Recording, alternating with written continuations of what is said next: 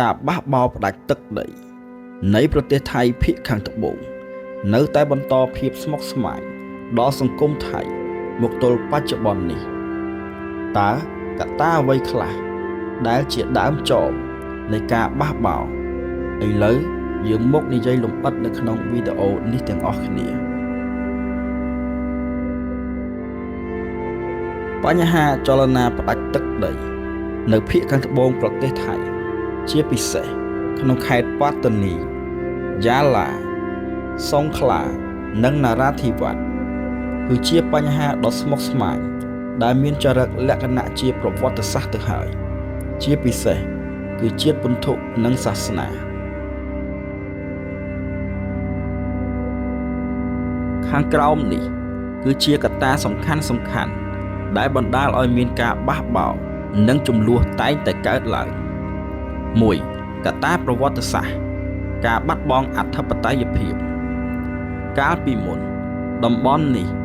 គឺជាអាណាចក្រអ៊ីស្លាមឯករាជ្យមួយឈ្មោះថាអាណាចក្រប៉ាតានីឬ Patani Kingdom នៅឆ្នាំ 1902 ប្រទេសថៃបានបញ្ចូលទឹកដីនេះជាផ្នែកមួយរបស់ខ្លួនជាផ្លូវការ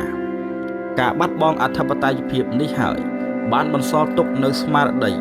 ចង់បានឯករាជ្យមកវិញរហូតដល់សព្វថ្ងៃ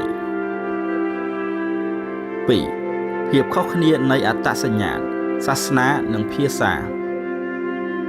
ប្រជាជនភាគច្រើននៅភាគខាងត្បូងកាន់សាសនាអ៊ីស្លាមខណៈដែលប្រទេសថៃភាគច្រើនកាន់សាសនាព្រះពុទ្ធចំណែកឯភាសាពួកគេនិយាយភាសាម៉ាឡេយូវីជាជាងភាសាថៃភាពខុសគ្នានេះហើយធ្វើឲ្យពួកគេមានអារម្មណ៍ថាខ្លួនឯងជាជនជាតិម៉ាឡេជាជាងជនជាតិថៃ 3. នយោបាយនិងការធ្វើថៃតូបនីយកម្មកាលពីអតីតកាលរដ្ឋាភិបាលថៃបានព្យាយាមបង្ខំឲ្យប្រជាពលរដ្ឋនៅទីនោះសម្របតាមវប្បធម៌ថៃដូចជាការបង្ខំឲ្យរៀនភាសាថៃនិងការរឹតបន្តឹងលើការអប់រំបែបសាសនាអ៊ីស្លាមគោលនយោបាយនេះបានបង្កើតឲ្យមានការឈឺចាប់និងការប្រឆាំងយ៉ាងខ្លាំងពីសំណាក់អ្នកស្រុក 4. បញ្ហាសេដ្ឋកិច្ចនិងការអភិវឌ្ឍ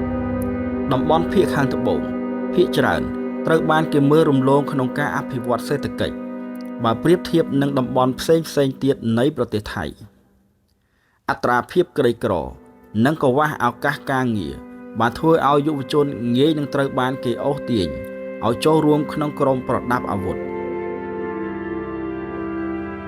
5. ការរំលោភសិទ្ធិមនុស្សនិងការប្រើប្រាស់កម្លាំងយោធាវត្តមានយោធាថៃមានយ៉ាងច្រើនកុះករនៅតំបន់នោះនិងរបាយការណ៍ស្ដីពីការរំលោភសិទ្ធិមនុស្ស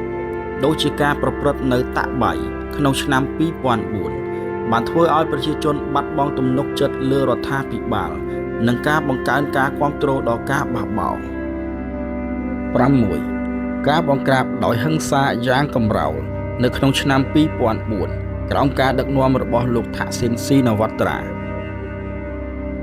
ព្រឹត្តិការណ៍វិហារគ្រូសេនៅខែមេសាឆ្នាំ 2004 នៅថ្ងៃទី 28 ខែមេសាឆ្នាំ 2004 ក្រុមខ្មាន់កាំភ្លើងវ័យក្មេងបានវាយប្រហារលើប៉ុស្តិ៍ត្រួតពិនិត្យប៉ូលីសជាច្រើនកន្លែងបន្ទាប់មកពួកគេមួយក្រុមធំបានរត់ទៅជ្រកកោនក្នុងវិហារបុរាណគ្រូសេ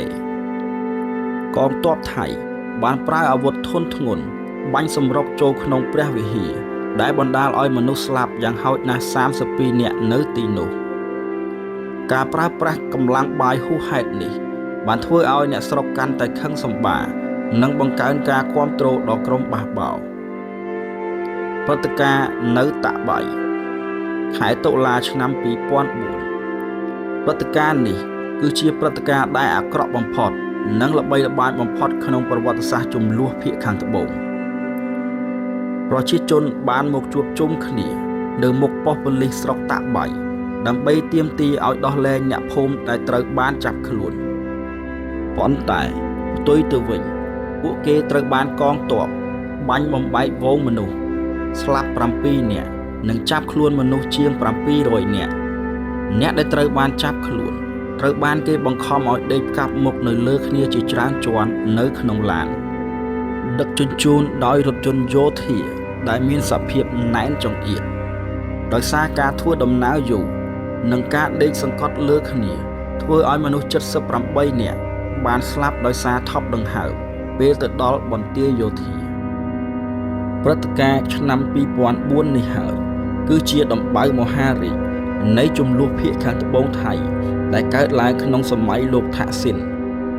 និងបន្តជាការបះបោររហូតមកទល់បច្ចុប្បន្ននេះ